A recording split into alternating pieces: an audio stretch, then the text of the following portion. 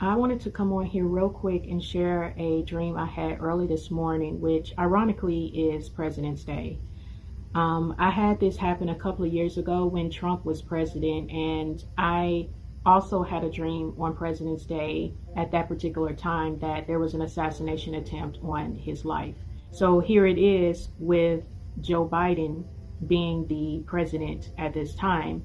I had a dream about him early this morning. I don't remember everything that was being said in this dream, but what I do remember is I was having a conversation with Joe Biden, and it was made known to me that he didn't have that much time left, meaning he was going to be passing away soon. And my heart in the dream was literally pouring out to him to repent, to, confess his sins to the Lord, and to just, turn away from everything that he has done, and, just, confess those things to God so that God could forgive him. And when I was talking to him initially, the response that I would get from him was kind of like he would kind of laugh it off. And I knew it was because there was a part of him that didn't believe. And I remember I started talking to him about the fact that, with him about to pass away, this life that you have known is no longer going to exist anymore. And that now you're going to have to worry about your soul, because your soul is going somewhere. And if you do not repent, your soul is going to hell. Like, that's where you're going to spend eternity. And I could see as I was talking to him about this, there was a sadness that I saw in his eyes. And it was almost like what he was feeling was he didn't feel like he was qualified enough to even be considered, forgiven. It just seemed like he felt like, he didn't have a chance, and it was sad that he really believed that. Like, you could see on his face that he just believed that there was no way possible that God could forgive him for everything he had done. And I just remember I was literally just pouring my heart out to him to please repent, please repent. And I could tell the more I would just, say that to him, I could see that it was starting to really change his whole demeanor, to where I could see he was considering it. But again, it was like a part of him he couldn't wrap his mind around the fact that there was a possibility that he could be forgiven and that he could be saved. And that was pretty much what I can remember of the dream.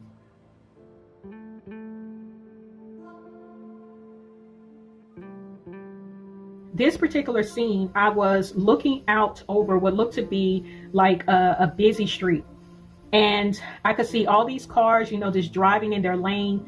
And all of a sudden, all the cars came to a stop. At this particular time is when the vision that I was in zoomed in to one of the cars. And as I was looking, I saw that the person that was in this car that the dream was showing me was Joe Biden. He was in the driver's seat.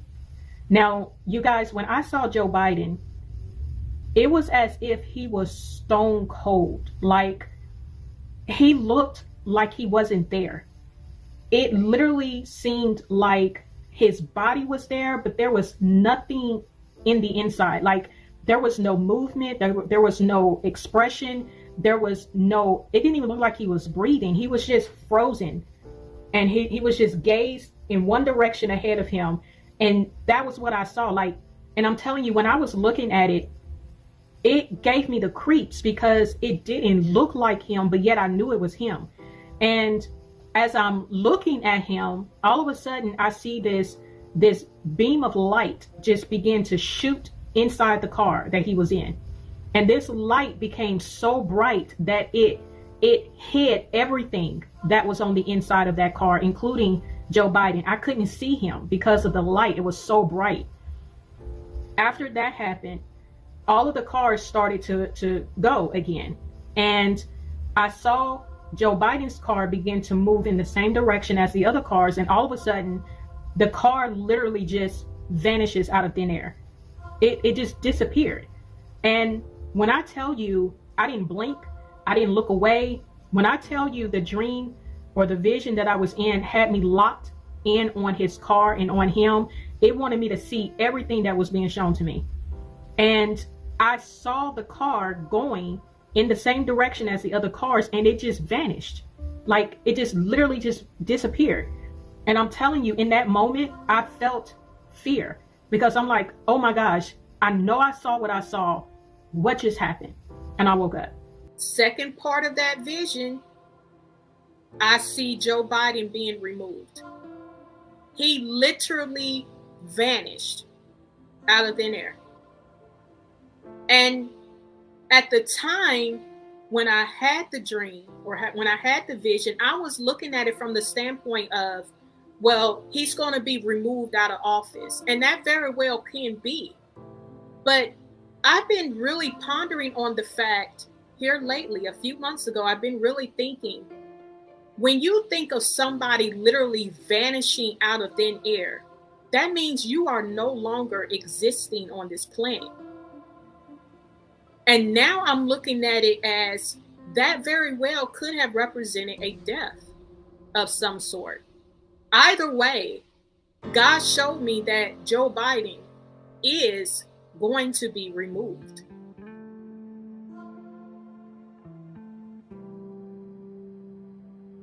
I went into another dream, and this time I saw Joe Biden laying in a bed. And it was very strange because he was talking in his sleep. I couldn't really tell if he was talking, like he was actually asleep, but he was talking in his sleep, or if he was delirious and he was just, kind of not in his right mind, and he was just talking. My mother drove us, and rather than us be able to walk. And guess what? The first frost, you know what was happening? You had to put on your windshield wipers to get literally the oil slick off the window. That's why I and so damn many other people I grew up have cancer. And why can't, for the longest time, Delaware had the highest cancer rate in the nation.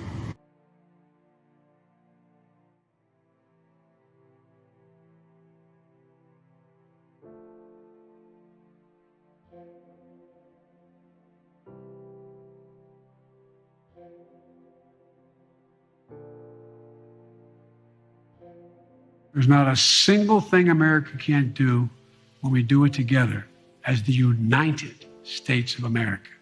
God bless you all.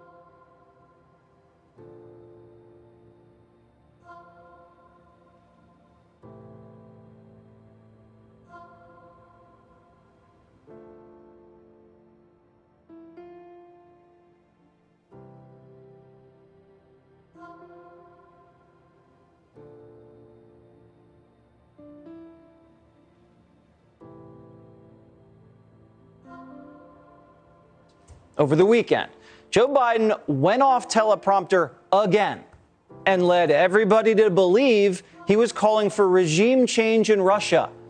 The White House had to immediately walk this back, but today the press asked him himself, was he walking it back? And he said this. I'm not walking anything back. The fact of the matter is I was expressing the moral outrage I felt toward the way Putin is dealing and the actions of this man. Just brutality. This is coming after the White House spent the whole last week just walking back two other off-the-cuff comments from the commander-in-chief. Biden said we'd have American boots on the ground in Ukraine, and the U.S. could maybe use a chemical weapon on Russia. But if you ask Biden, none of that ever happened.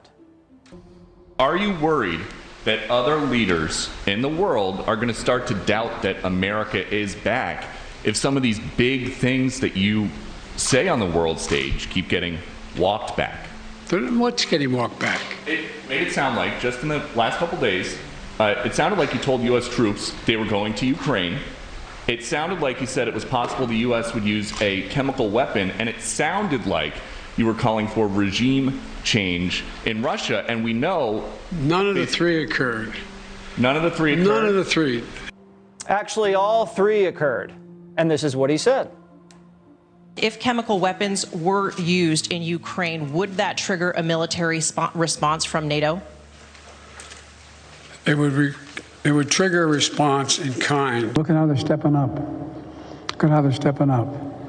And you're going to see when you're there, and some of you have been there. We will have a different future, a brighter future, rooted in democracy and principle, hope and light, of decency and dignity, of freedom and possibilities. For God's sake, this man cannot remain in power. This can't keep happening. Biden's mouth is becoming a threat to national security. Are you surprised by these comments, Senator? Well, you know, a lot of times when you're around somebody who's in cognitive decline, you find yourself trying to help them with the sentence, trying to help them complete it and saying, oh, no, that's not what you really mean. Let me help you complete the sentence. But we shouldn't have to do that for the commander in chief. And it is actually a national security risk because he's sending signals that no one in their right mind would want to send to Russia at this point.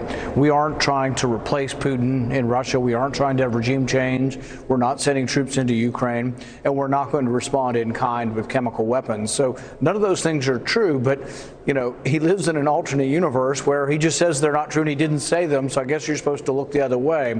But even the left-wing media is noticing these gaffes. So I do think that it is a real problem, and there's a humorous angle to this, but it's really not funny. I mean, because we're worried about what he's saying precipitating or escalating you know, the conflict in Ukraine into a world war. That's very serious. Yeah, I had 2 cranial aneurysms, and they literally had to take the top of my head off. I mean, they take a saw and they cut your head off and go in to find the artery that is, one was leaking, the other that hadn't before it burst.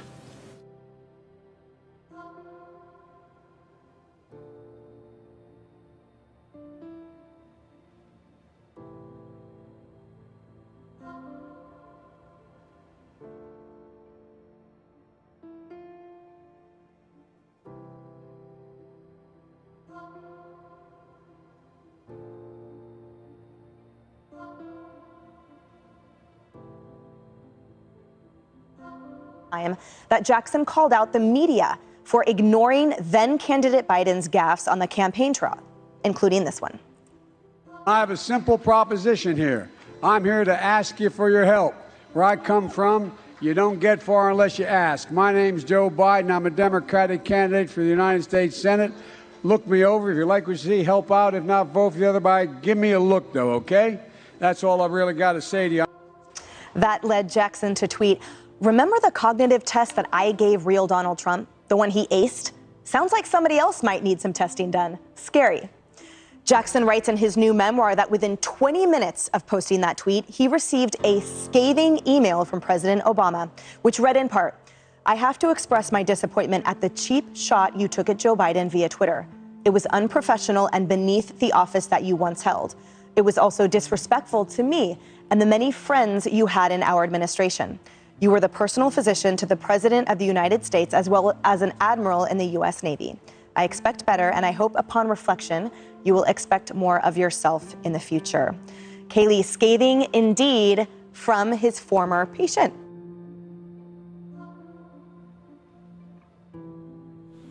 Notice the date of this article, December 17th of 2019. It shows he's healthy. But in this article, December 19th, it shows that he's not healthy. Could this be the plan all along? Is this what Trump is alluding to, that he knows something that we don't know? It does amaze me that President Obama hasn't supported Sleepy Joe. It just hasn't happened. When's it going to happen? When is it going to happen? Why isn't it? He knows something that you don't know. That I think I know, but you don't know.